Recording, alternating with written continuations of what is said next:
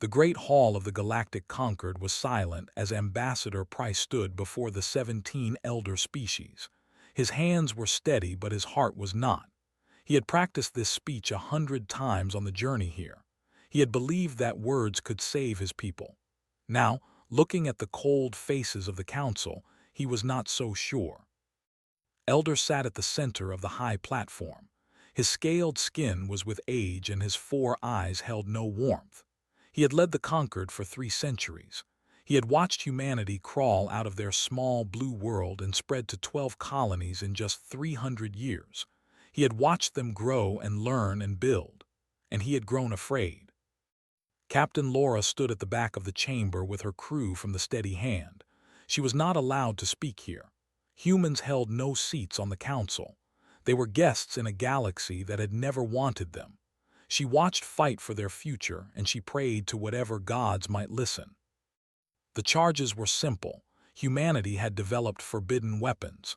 Humanity had violated the technology restrictions. Humanity was a threat to galactic peace. The evidence was thin. The recordings were clearly altered. The witnesses were paid. Everyone in the room knew the truth. None of them cared. Spoke for 3 hours. He presented counter-evidence. He showed the original recordings before they were changed. He named the Concord officials who had created the false reports. He begged for justice. He demanded fairness. He reminded them that humanity had always followed the rules, always paid their tributes, always shown respect. Elder listened to everything. Then he raised one clawed hand and the other council members voted. 16 species voted guilty. 1 abstained. None voted innocent. The sentence was exile through the Veil Gate. Laura felt the world fall away beneath her feet. The Veil Gate was ancient technology from a species long dead. It opened a door to somewhere else, somewhere called the Hollow. No one who went through ever came back. No one knew what was on the other side. It was the ultimate punishment. It was death without the mercy of ending. Stood frozen at the podium. His voice had failed him. All his words, all his preparation, all his belief in justice meant nothing.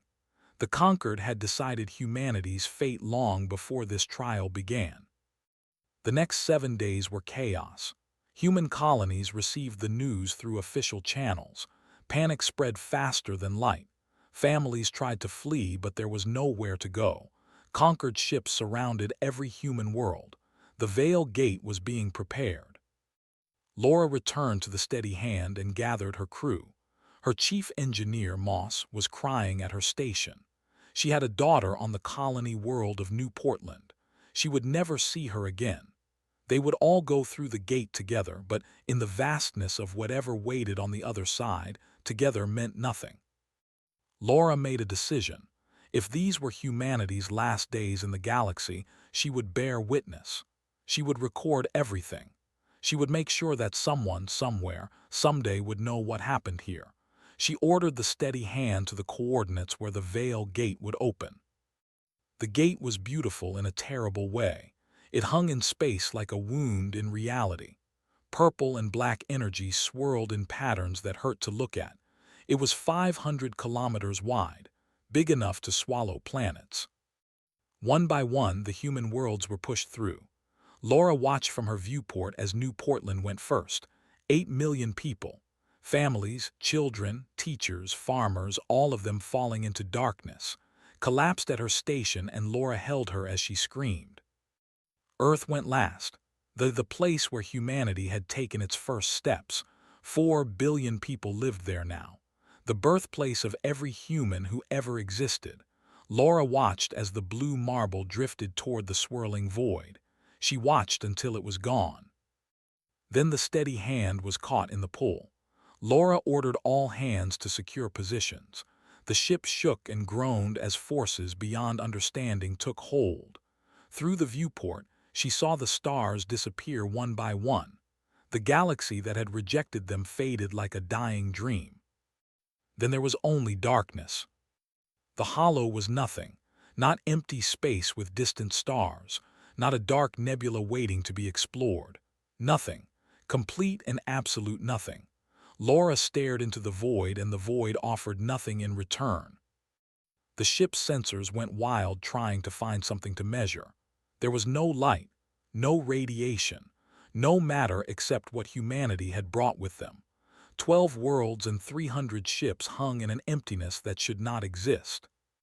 Communications came alive with desperate voices, colony governors demanding answers, military commanders asking for orders, scientists trying to understand what had happened, children crying for parents on other ships, the sounds of 8 billion people realizing they had been thrown away. Laura found in the observation lounge. He was sitting alone in the dark, staring at nothing. She sat beside him without speaking. There was nothing to say. They had both failed. Everyone had failed. And now humanity would die alone in this empty place, forgotten by a galaxy that never wanted them. Hours passed, or maybe days. Time felt strange here.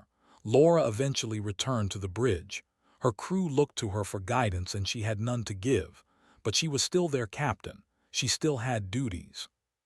Had stopped crying. Her eyes were red, but her hands were steady on her console. She reported that the ship was undamaged. Life support was functioning. They had fuel for years. They had food for months. Laura nodded and opened a channel to all human vessels. Her voice was tired but clear. She told them that they were alive. She told them that alive was enough for now. She told them that humanity had faced extinction before and survived. Ice ages, plagues, wars. They had always found a way. She did not know if she believed her own words, but she spoke them anyway, because hope was all they had left. Hope in each other and the stubborn human refusal to simply lie down and die. In the darkness of the hollow, 8 billion humans began their first night of exile. They did not know that this void would become their home. They did not know that the darkness would teach them secrets the galaxy had never dreamed. They did not know that they would return. They only knew that they had been thrown away, and somewhere deep in the human heart a fire began to burn. Not rage, not hatred, something quieter and far more dangerous. The determination to survive. 10 years had passed in the hollow, 10 years of darkness and struggle and death. Director Samuel Hayes stood before the Council of Nine, the leaders of the surviving human worlds. His face was lined with exhaustion. His hair had turned white. He carried the weight of billions on his shoulders, and it was crushing him.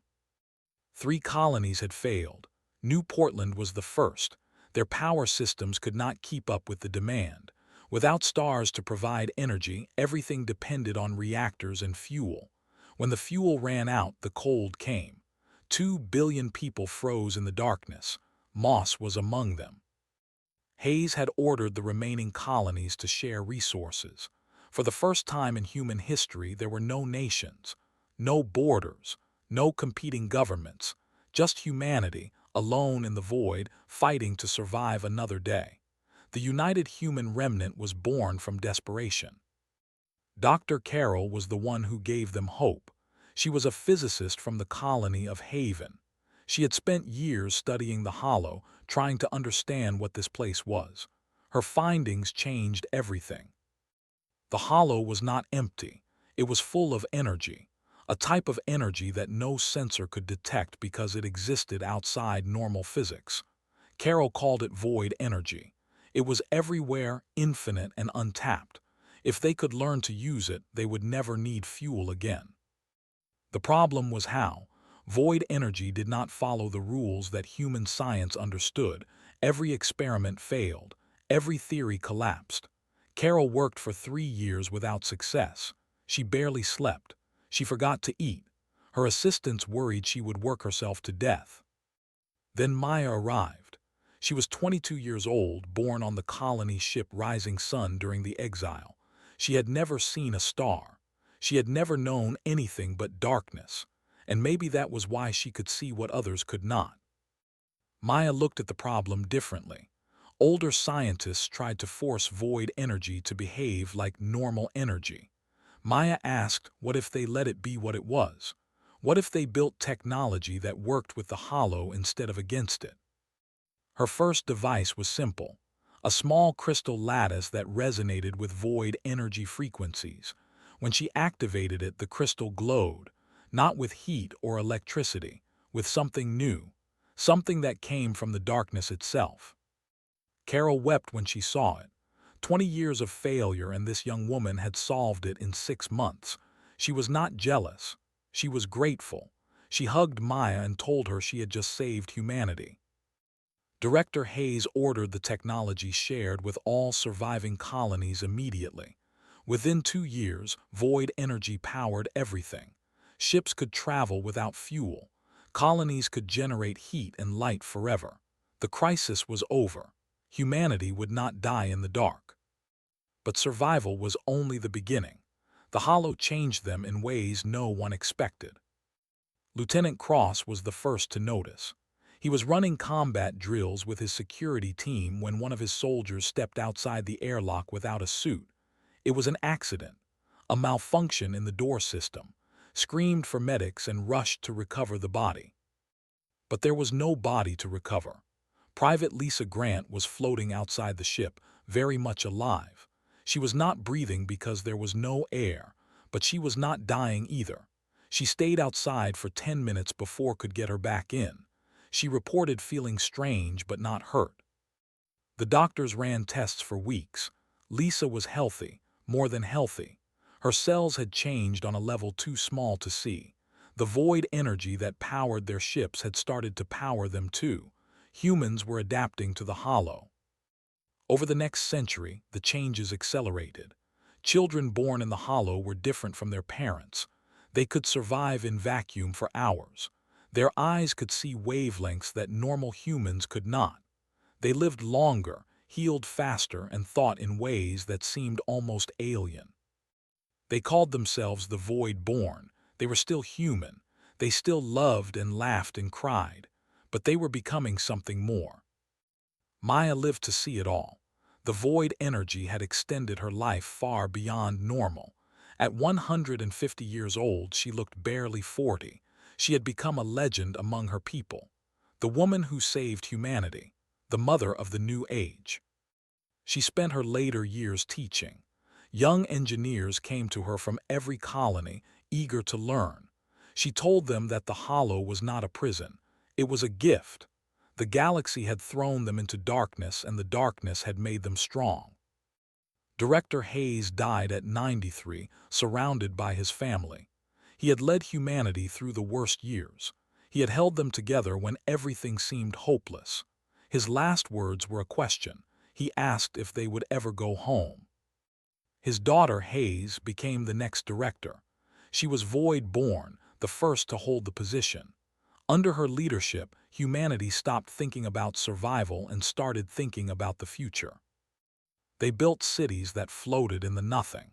They created art that used void energy as paint. They developed music that only void-born ears could fully hear. They became a civilization unlike anything the galaxy had ever seen. 500 years passed in the Hollow. In the normal universe, only 50 years went by. Time moved differently here. It was another gift from the darkness. Humanity remembered where they came from. They kept records of Earth and the colonies. They told stories of stars and blue skies and warm sunlight. But these were stories of the past. The Hollow was their home now. And yet the question remained. The question that Director Hayes had asked with his dying breath, would they ever go home? The answer was coming. A young researcher named was working on something that would change everything. He was a descendant of Captain Laura, who had died peacefully at 207 years old. Her determination had passed down through generations. Was trying to open the veil gate from the inside. And he was very close to success. High Architect Ellen Shaw stood at the window of the Grand Observatory and watched her people at work. Below her, the city of New Dawn stretched across the void. Towers of crystal and light hung in the darkness, connected by bridges of pure energy. Ships moved between them like fireflies, carrying workers and families and dreamers. It was beautiful. It was home. 500 years in the Hollow had transformed humanity beyond recognition. They had mastered void energy completely. They could shape matter with their thoughts. They could bend space and step from one place to another instantly. They could live for centuries. They had become something between human and divine. But Ellen remembered the stories. Her grandmother had known people who remembered Earth, real Earth, with oceans and mountains and a yellow sun. Those memories had been passed down like sacred texts. Ellen had never seen a star, but she knew what they looked like. She knew what they meant. Entered the observatory with excitement burning in his eyes. He was young for a lead researcher, only 80 years old. But he had inherited his ancestors' stubborn determination. For 30 years he had worked on the Veil Gate problem. Today, he had solved it. The gate could be opened from inside the Hollow. Humanity could return to normal space whenever they chose. The prison had become a door. The exile was over. Ellen listened to his report without expression. She had known this day would come. She had prepared for it. But knowing and feeling were different things. Her hands trembled slightly as she thanked for his work. That night, she called a meeting of all colony leaders. The question before them was simple. Should humanity return to the galaxy that had thrown them away? Commander Cole spoke first. He led the Void Fleet, the military force that protected human settlements. He was tall and strong, his body enhanced by centuries of void adaptation. His eyes glowed faintly with contained energy. He wanted to return. He wanted justice. Not revenge, he explained carefully. Justice. The conquered had murdered billions of humans through their exile. They had lied about the reasons. They had stolen humanity's place among the stars. That crime deserved an answer. Others agreed with him. The memory of the exile was still fresh even after 5 centuries. Parents had told children. Teachers had taught students. No one had forgotten how the galaxy had treated them. Then Sage Ruth Adams rose to speak. She was the oldest human alive, nearly 700 years old. She had been a child on Earth when the exile happened. She remembered the blue sky. She remembered grass and rain and the warmth of the sun. She also remembered hate. Ruth spoke slowly, her voice carrying the weight of centuries. She had seen what hatred did to people. She had watched the early years in the Hollow when some humans wanted nothing but vengeance. That rage had nearly destroyed them from within. It was letting go of that rage that allowed them to grow. If they returned with anger in their hearts, she warned, they would become exactly what the conquered had feared. They would prove Elder right. They would become monsters, and they would lose everything the Hollow had taught them. Ellen listened to both sides. She let everyone speak. The debate lasted for 3 days. In the end, she made her decision. Humanity would return, but not as conquerors, not as avengers. They would return as something the galaxy had never seen before. They would return as guardians. She explained her vision clearly. The conquered ruled through fear. They controlled younger species by threatening exile. They kept technology restricted to maintain their power. They had created a galaxy of slaves and masters. Humanity could change that. They had power beyond anything the conquered possessed. They could use that power to dominate, or they could use it to free. They could become the tyrants they had escaped, or they could become the protectors they had needed. The choice was clear to Ellen. They would offer help to those who needed it. They would stand against injustice wherever they found it. They would share their gifts freely. And they would show the galaxy that the species they threw away had become something wonderful. Commander Cole accepted her decision with grace. He had wanted justice, but he understood that mercy was a greater justice. He would lead the fleet back to normal space, but his weapons would remain silent unless absolutely necessary. Opened the first portal a week later. It was small, only large enough for a scout ship. 3 volunteers flew through to observe the galaxy and report back. What they found broke Ellen's heart. The conquered had told everyone that humanity went extinct in the Hollow. They had used humanity's supposed death as a warning to other species. Obey or be erased. The exile had become a tool of terror. Worse, the conquered had grown more tyrannical in humanity's absence. They were preparing to exile another species called the same false charges, the same rigged trial, the same murder disguised as justice. Ellen gathered her people and told them what the scouts had found. She saw anger in many faces. She saw grief, but she also saw determination. This was why they would return, not for themselves, for everyone who could not fight back.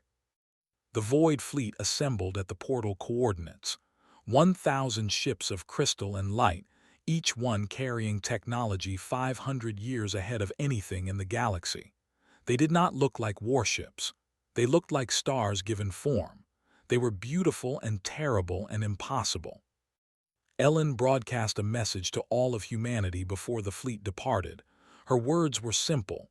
They had been thrown into darkness. The darkness had made them strong. Now they would carry that strength back to the light, not to conquer, to heal, not to punish, to teach. They would show the galaxy what humanity had become. The portal opened wide enough for the fleet to pass. On the other side, a galaxy waited. A galaxy that thought humanity was dead. A galaxy that was about to learn how wrong they were. Commander Cole gave the order. The fleet moved forward into the light. The gods were coming home. Elder sat on his throne and watched the execution of another troublesome species. They had been useful once. They had mined valuable minerals from their ocean world, but they had grown too proud. They had asked for representation on the council. They had demanded rights. Rights were dangerous things, had learned that lesson from humanity. Give a young species hope and they become ambitious. Give them ambition and they become threats. Better to crush them early. Better to make an example.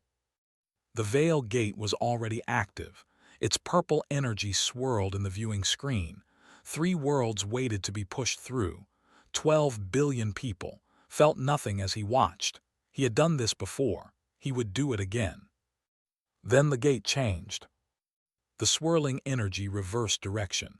Instead of pulling in, it pushed out, leaned forward, his 4 eyes narrowing.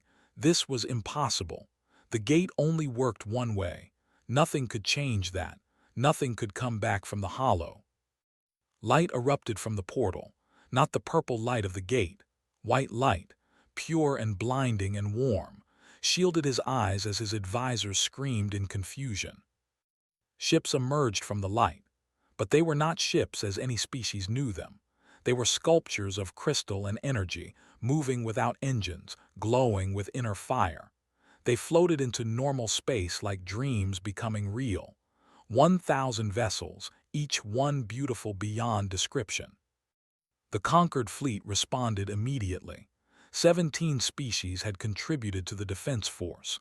50,000 warships surrounded the portal, ready to destroy any threat. Admiral of the commanded the fleet. He was old and experienced and had never lost a battle. He ordered all ships to open fire. The galaxy's most powerful weapons struck the crystal ships. Energy beams that could crack planets. Missiles that could destroy moons. The combined might of 17 civilizations unleashed at once. The crystal ships did not fire back. They simply absorbed everything.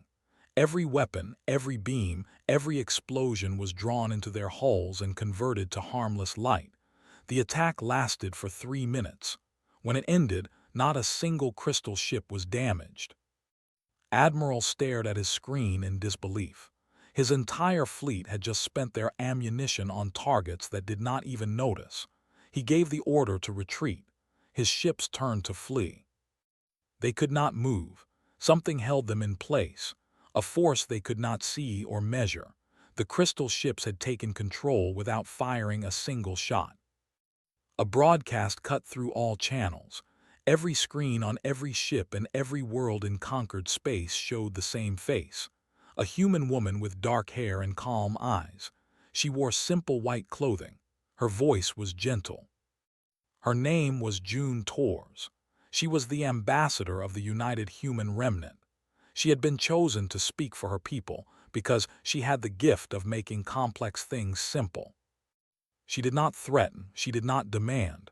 She told a story instead. 50 years ago in their time, 500 years ago in hers, humanity had been exiled to the Hollow. The conquered had called them dangerous. The conquered had lied. Humans had committed no crimes. They had simply grown too fast for the comfort of elder species. In the Hollow, humanity had suffered. Billions had died. Entire worlds had frozen in the darkness. But they had not given up. They had learned to survive. They had learned to thrive. They had become something new. June showed them images of the Hollow, the cities of crystal floating in the void, the children playing in gardens of light, the artists creating beauty from darkness, the scientists unlocking secrets the galaxy had never imagined. Humanity had not just survived, they had transcended. And now they had returned, not for revenge, not for conquest, for something simpler and harder. June explained that the conquered had used humanity's exile as a weapon against others. They had told lies about human extinction. They had threatened every young species with the same fate. They were about to be the next victims. That ended today. The human fleet moved toward the Veil Gate. Conquered ships tried to intercept but could not break free from whatever held them. The crystal vessels surrounded the ancient portal and began to work. Fleet Admiral Burke commanded the operation. He was a quiet man, slow to anger and quick to think. He had studied the Veil Gate for decades. He knew exactly how to destroy it. Energy flowed from the crystal ships into the gate. The purple swirl flickered and sparked. The structure began to crack. Across the galaxy, species watched as the ultimate weapon of the conquered fell apart. The Veil Gate shattered into 1 billion fragments. They dissolved into nothing, leaving empty space where fear had once lived. No species would ever be exiled again. Elder finally found his voice. He demanded to speak with the human leadership. He screamed threats and accusations. He called them monsters and invaders. He promised that the conquered would destroy them. Admiral Burke appeared on his private channel. The human looked at the ancient alien without hatred, without anger, without anything but a strange sadness. Burke told that humanity had spent 5 centuries learning to let go of rage. They had every reason to hate the conquered, every reason to seek revenge, but revenge would have made them smaller. It would have proven the conquered right.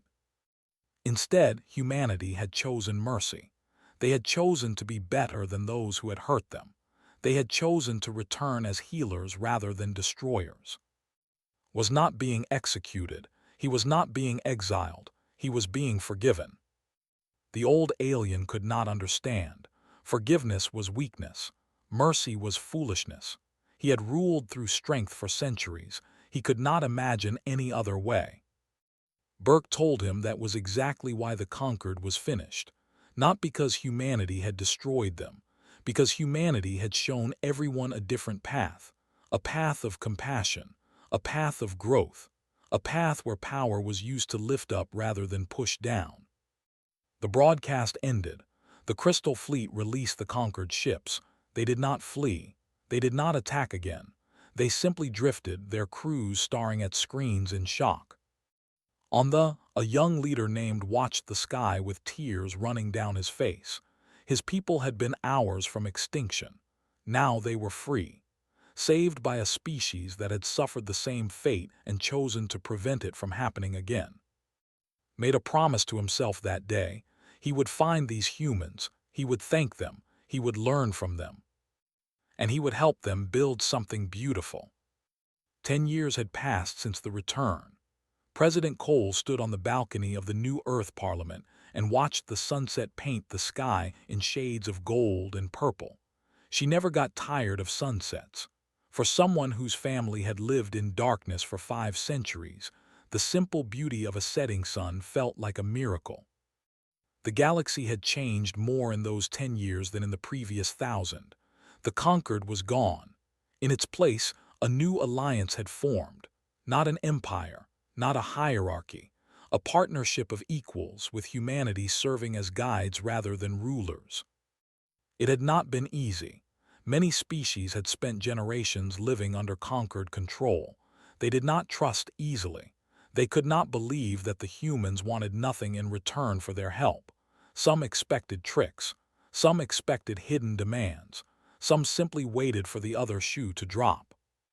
Understood their fear, trust had to be earned, so humanity earned it, one world at a time, one kindness at a time. Dr. Gray led the effort to share void technology with other species. It was delicate work. Human bodies had adapted to void energy over 5 centuries. Other species needed careful modification to use it safely, and his team developed custom solutions for each civilization. No one was left behind. They were the first to receive the gift. Their leader had become humanity's strongest ally. He spoke at the new Galactic Assembly about what humans had done for his people. His words were simple but powerful. Told the Assembly that they had been hours from death when humanity arrived. They had been abandoned by the species they called friends. They had been betrayed by the order they trusted. And then strangers from the void had saved them. Not because they had to. Not because they gained anything. Simply because it was right. He asked the Assembly to imagine a galaxy built on that principle. A galaxy where the strong protected the weak, where knowledge was shared freely, where no species was ever thrown away because they made others uncomfortable. That was the galaxy humanity was building and wanted to help. Watched the speech from his small room on the neutral station where he had been given shelter. He was no longer elder of anything. His power was gone. His allies had abandoned him. He had nothing left but time and questions. The biggest question haunted him every night. How had humanity not become monsters? He had been so certain. He had studied them for centuries before the exile. He had seen their wars, their cruelty, their capacity for destruction. He had been convinced that given power, they would become tyrants worse than any the galaxy had known. Instead, they had become this: healers, teachers, protectors, gods who used their power to lift others up. Requested an audience with President Cole. He expected to be refused. He was surprised when she agreed. Met him in a garden on Earth. Real Earth, restored and beautiful after the long absence. Trees and flowers surrounded them. Birds sang in the branches. It was peaceful in a way had never experienced. He asked her the question directly. How? How had humanity not sought revenge? How had they let go of their anger?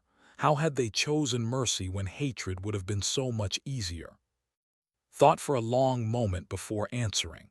She took him to a different part of the garden, a quiet grove with simple stone markers, the memorial of the fallen. The names of every human who had died in the exile were carved here. Billions of names, too many to ever read in a single lifetime. She explained that humanity remembered every death, every tragedy, every moment of suffering. They remembered it all, not to fuel hatred, not to justify revenge, to remind themselves what cruelty looked like, to ensure they never inflicted the same pain on others. The darkness had taught them something precious. When everything is taken from you, you discover what truly matters: not power, not revenge, not dominance, connection, compassion, the simple miracle of beings helping each other survive. Stood among the memorial stones for a long time. He was old.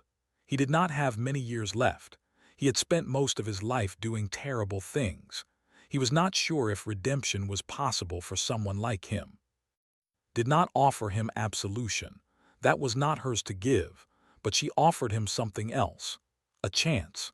If he wanted to understand humanity, truly understand them, she would show him where they had been reborn. A month later, stood in the hollow. He had expected darkness and cold.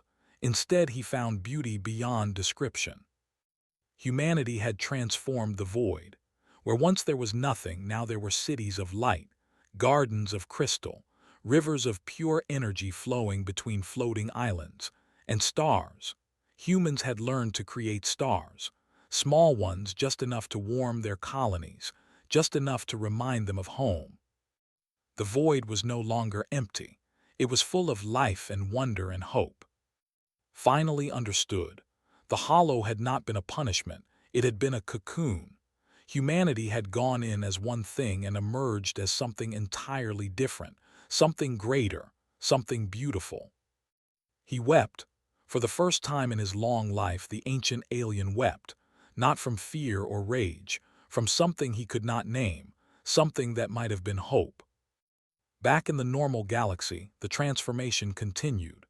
Dr. Gray's team made a breakthrough that allowed non-human species to access void energy without modification. The gift of extended life and enhanced ability was offered to everyone. No exceptions, no requirements, just freely given. Some species accepted eagerly, others were cautious, all were respected in their choice. Humanity did not force their ways on anyone, they simply offered and let others decide. The assembly grew stronger each year. Old enemies became friends. Ancient conflicts were resolved. Species that had fought for centuries found common ground. The galaxy was healing. And some humans were changing in ways no one had predicted. The most advanced void practitioners were becoming something beyond physical form. Pure consciousness, pure energy. Beings of thought and light who could exist anywhere and everywhere at once. They did not leave their people behind. They became watchers, guardians who could see threats from across the galaxy and respond in moments. They were the final gift of the Hollow, the ultimate evolution of what humanity had become. Cole addressed the Galactic Assembly on the 10th anniversary of the return. She was older now, her hair touched with, but her eyes held the same light they always had. She told them that humanity had been thrown into the void. They had been meant to die in the darkness. Instead, they had learned to see in new ways. They had found warmth in the cold. They had discovered that the greatest power was not destruction but creation, not hatred but love. They had returned as something the galaxy had never imagined. Not conquerors, not avengers, something simpler and grander. They had returned as proof that suffering does not have to make you bitter, that darkness does not have to consume you, that those who hurt you do not get to decide who you become. Humanity had chosen their own path, and they invited the galaxy to walk it with them. In the hollow, in the normal galaxy, and in places beyond both, humanity spread. Teachers, healers, guardians, gods who remembered what it felt like to be small and scared and alone. The darkness had made them what they were, and what they were was light.